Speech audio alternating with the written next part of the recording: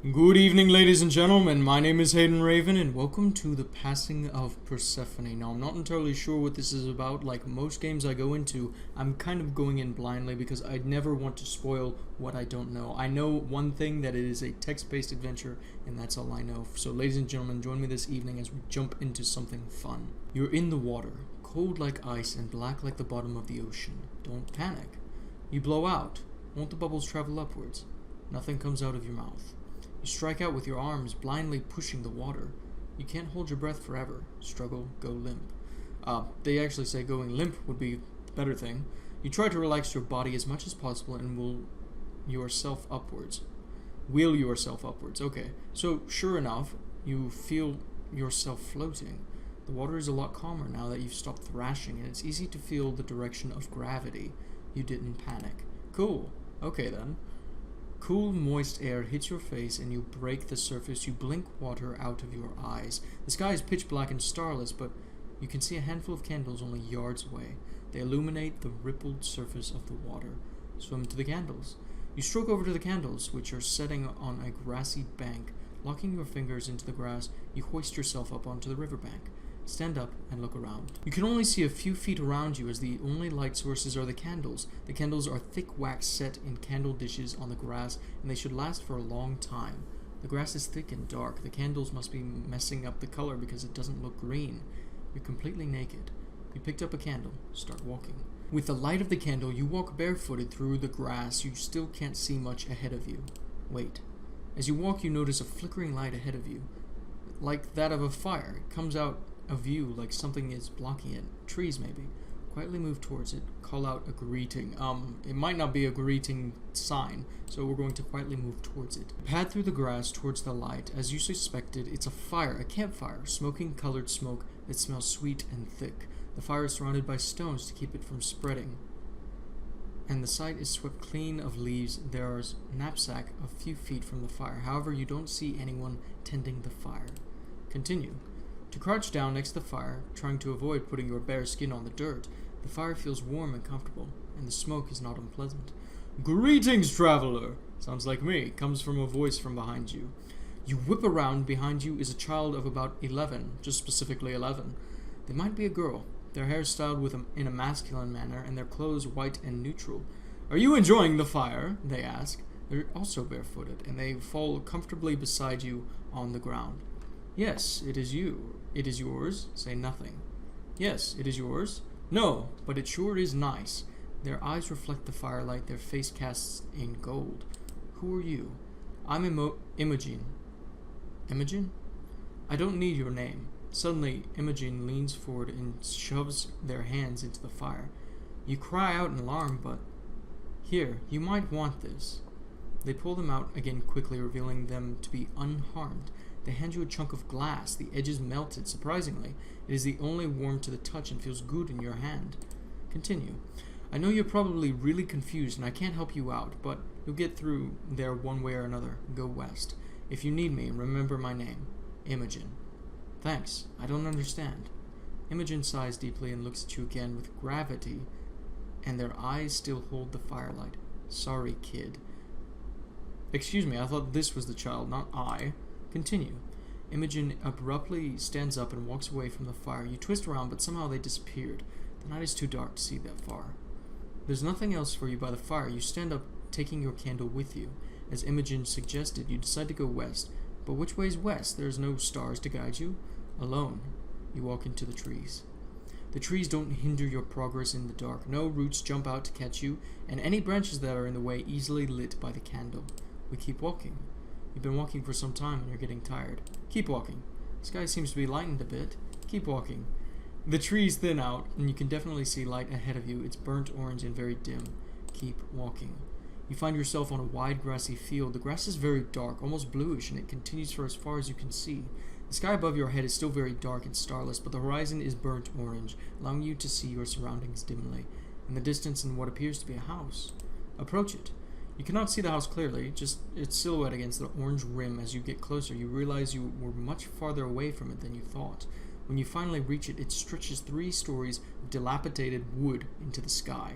The door is large, and you cannot make out the color. All the visible windows are either boarded over or hung with blackout curtains. Knock on the door, walk around the perimeter. I don't necessarily want to be that creeper walking around someone's house, so I'm going to knock. You knock 3 times firmly on the door.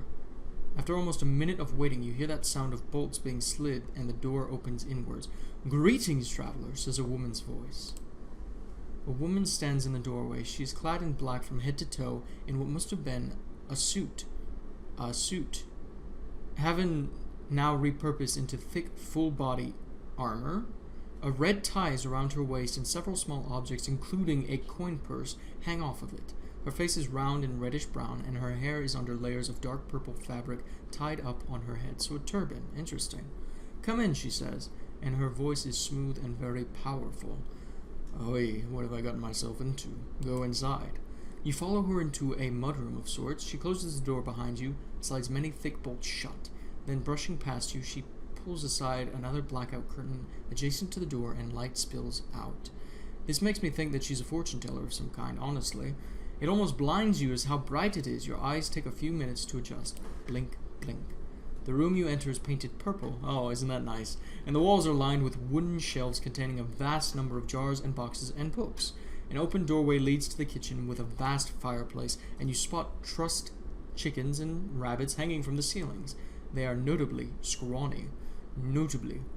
The woman seats herself on the table with the kind of confidence of a businesswoman, and the objects on her waist jingle slightly.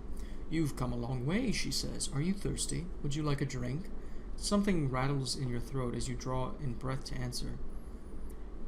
"I don't trust her yet, so no thank you." "Suit yourself."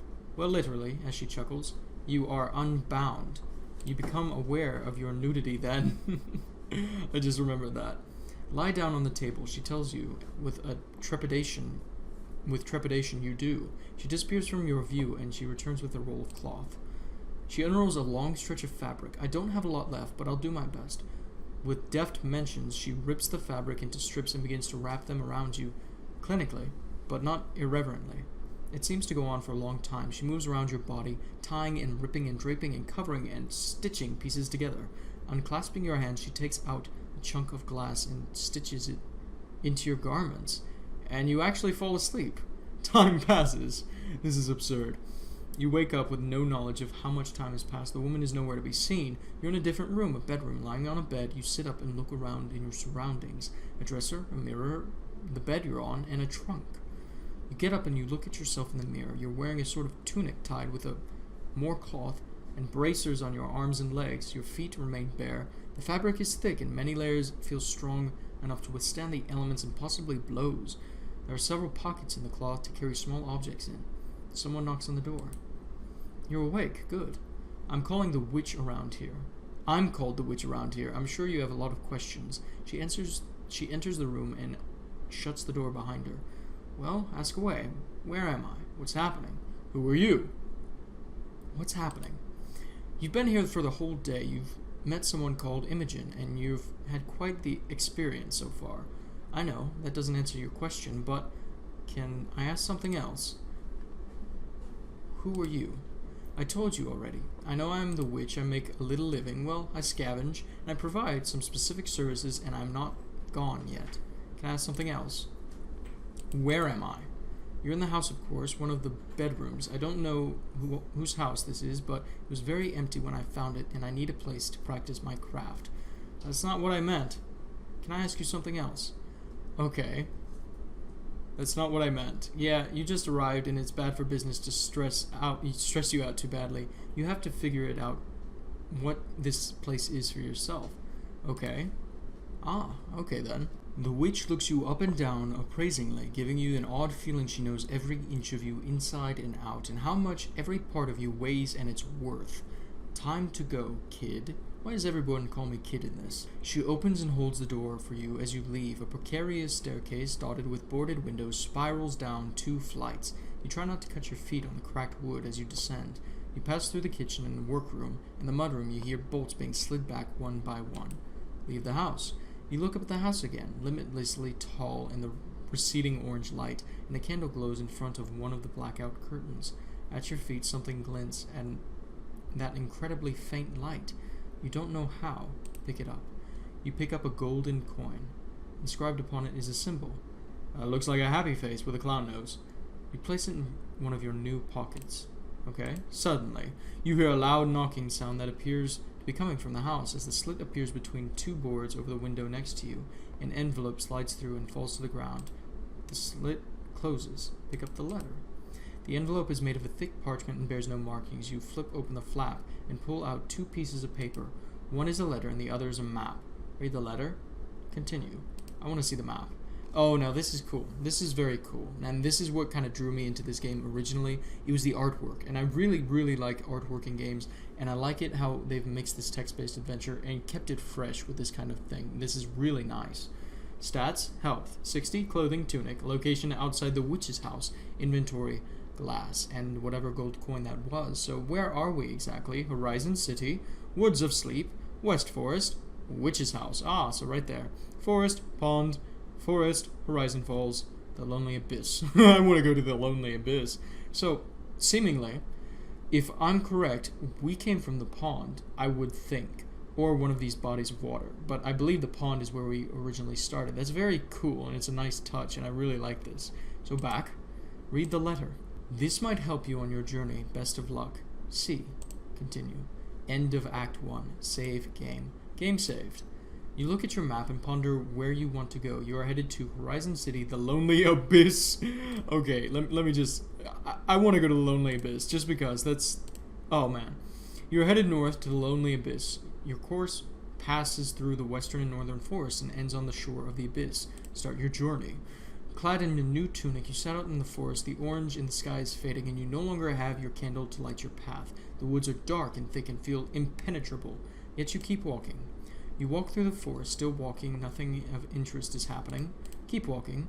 A full night has passed since you set out, and the orange has once again lit the sky, and now you can see upon the horizon sparkling waves, golden blue and black of the ocean.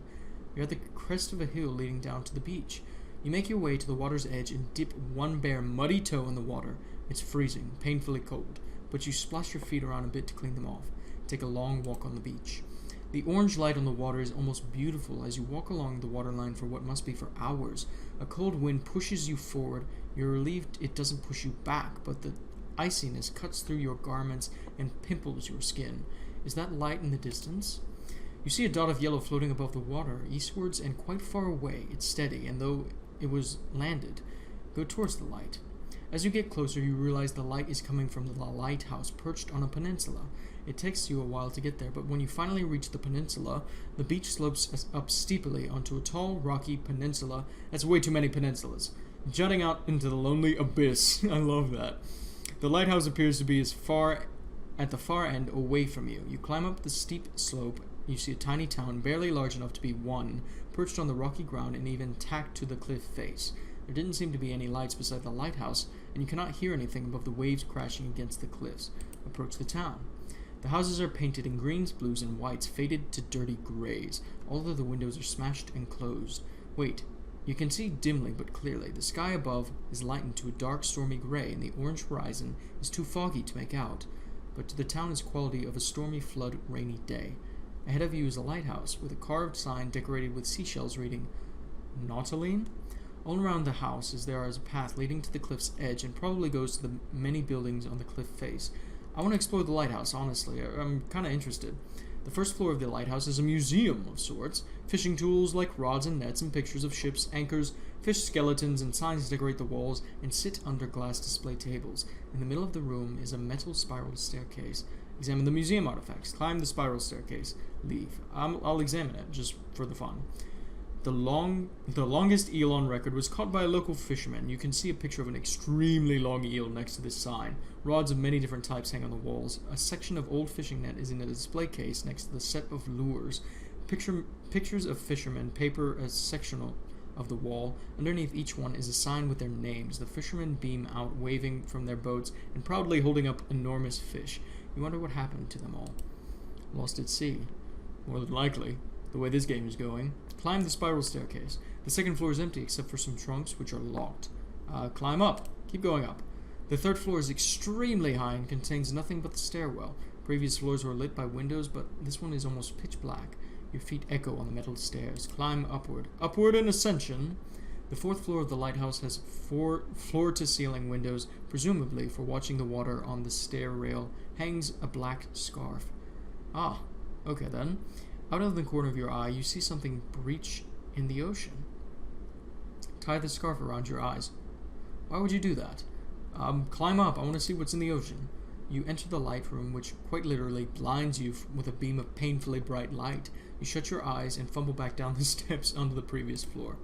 I'll tie it around my eyes. Why not?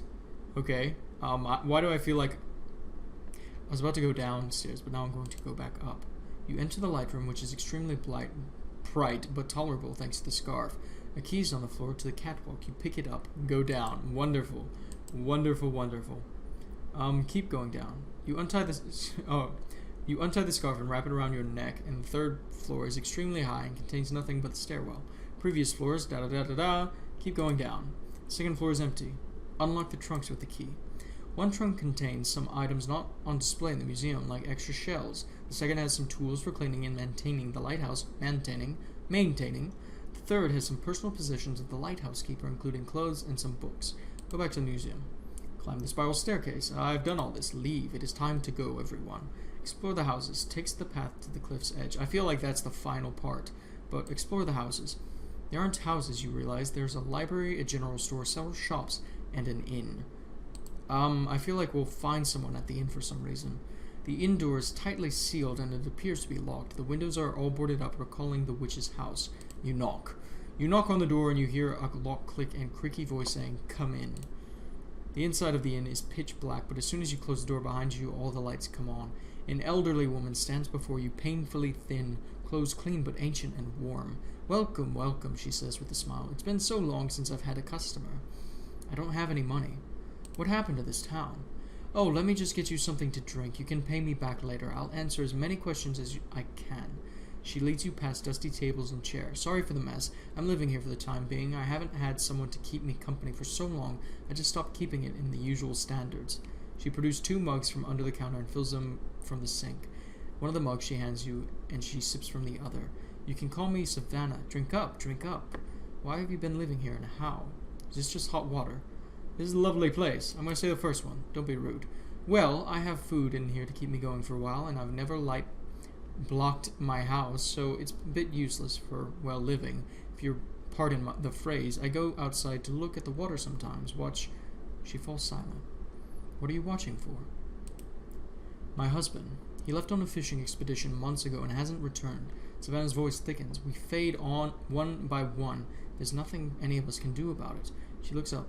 These cliffs are mighty sharp and high. It's easy to just... She trails off.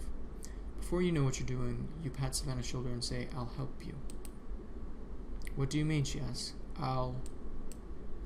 Quest. Find Savannah's husband lost in the lonely abyss. Continue. Savannah packs you a thick coat, some food, several containers of water, and a lump of chocolate. It's his favorite, she explains, in case you find him. Wow. She leads you down through the town, down steps cut in the cliff's face, past cantilevered houses, until you reach a dock with several boats and small ships. "All the best ones are gone," she says, "but this one will service you just fine. I don't think her owner will mind."